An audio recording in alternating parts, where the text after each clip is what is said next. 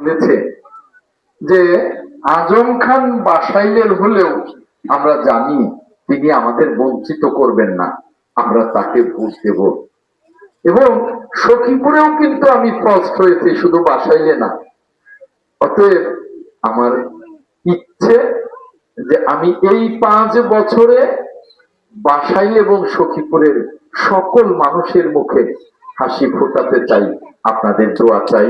আমি সেভাবে কাজ করব, যেমনি এই মাদ্রাসার জন্য আমি দায়িত্ব পালন করব, তেমনি বাসাইল সখীপুরের সকল মাদ্রাসা, সকল মসজিদ, সকল স্কুল কলেজ, সকল অন্য ধর্মের প্রতিষ্ঠানগুলো, সকলের জন্য আমি কাজ করব।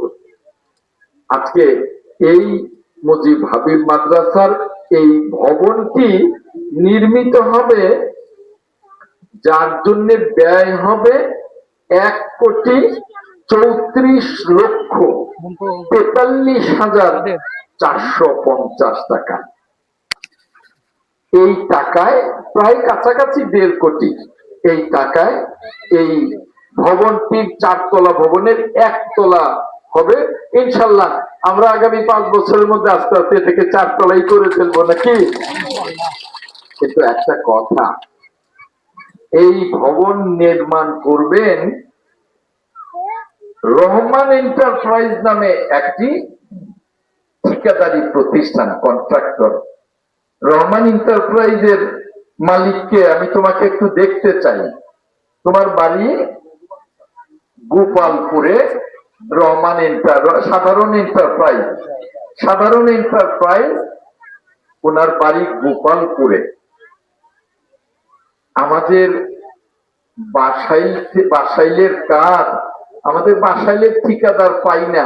আমাদের বাসাইলের একজন ঠিকাদার যদি করত, তাহলে ঠিকাদারি করে তো নিশ্চয়ই তার কিছু প্রফিট হবে। আমাদের সন্তান প্রফিটটা পেলে আমাদের বেশি ভালো লাগতো, তাই না?